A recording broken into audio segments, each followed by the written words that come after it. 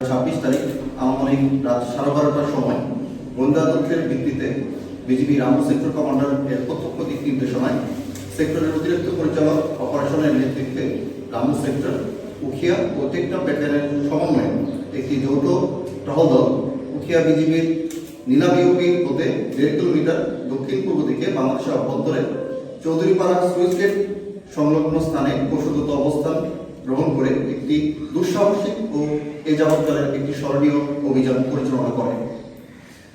আনুমানিক রাত 1টার দিকে আনুমানিক 8 থেকে 10 জন সন্দেহভাজন ব্যক্তিকে মায়ানমার হতে বাংলাদেশের অভ্যন্তরে আসতে দেখে বিজিবি টহল দল তাদেরকে চ্যালেঞ্জ করে।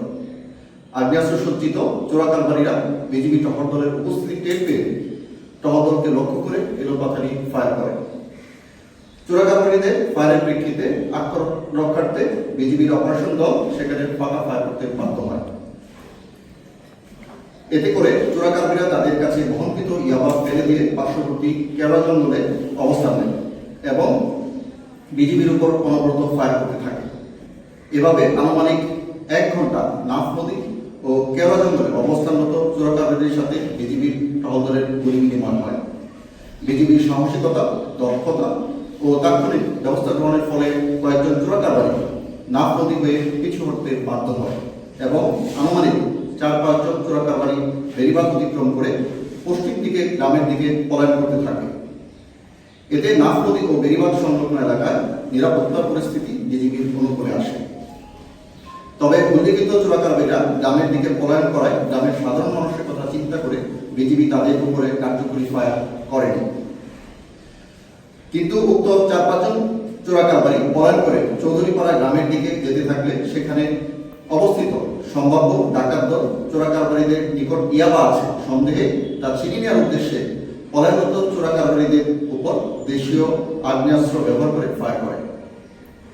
ফলশ্রুতিতে চোরাকারবারীরা দিশাহারা হয়ে ডাকাত দলের উপর গুলিবর্ষণ করে এবং এতে উভয় পক্ষের মধ্যে গোলাগুলি শুরু হয়। এমন অবস্থায় স্থানীয় জনসাধারণের নিরাপত্তার বিষয়টি আমলে নিয়ে বিজিবি কর্তৃক টেকনাফের আইন শৃঙ্খলা নিয়ন্ত্রণের কাজে নিয়োজিত বাংলাদেশ নৌবাহিনী, র্যাব এবং পুলিশের সহায়তা চাওয়া হলে তৎক্ষণাৎ উক্ত বাহিনীসমূহের টহল দল আরও বিজিবি টহল দল ঘটনাস্থলে উপস্থিত হয়ে চৌধুরীপাড়ায় আধিপত্য বিস্তারের মাধ্যমে পরিস্থিতি নিয়ন্ত্রণে আনতে সক্ষম হয়। পরবর্তীতে নাফ নদী ও তার সংলগ্ন বেড়িবাঁধ এলাকায় তল্লাশি চালিয়ে বিজিবির অপারেশন দল 7,10,000 পিস ইয়াবা উদ্ধার করে, যা বিগত বছরের মধ্যে আইন শৃঙ্খলা বাহিনী কর্তৃক উদ্ধারকৃত ইয়াবার মধ্যে সর্বোচ্চ ইয়াবা উদ্ধারের ঘটনা। এর আগে 17 ফেব্রুয়ারি 2026 তারিখ আনুমানিক রাত 11টার দিকে অর্থাৎ একই রাতে উখিয়া ব্যাটালিয়নের অপর একটি বিশেষ টহল দল হোয়াইটপুর বিওপি হতে 1.5 কিলোমিটার উত্তর দিকে বাংলাদেশের অভ্যন্তরে মণিপুরা নামক স্থান হতে 2,70,000 পিস ইয়াবা উদ্ধার করে।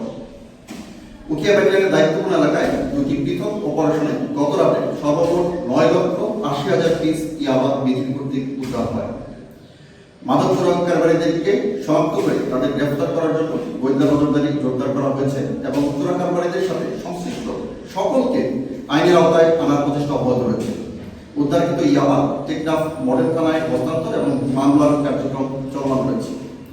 উল্লেখ্য, বিজিবি শুধু সীমান্ত পাহারায় নয়, মাদক ও চোরা চালান প্রতিরোধেও সবসময় কঠোর অবস্থান নিয়ে কাজ করেছে এবং ভবিষ্যতেও এই ধরনের অভিযান আমাদের তরফ থেকে অব্যাহত থাকবে।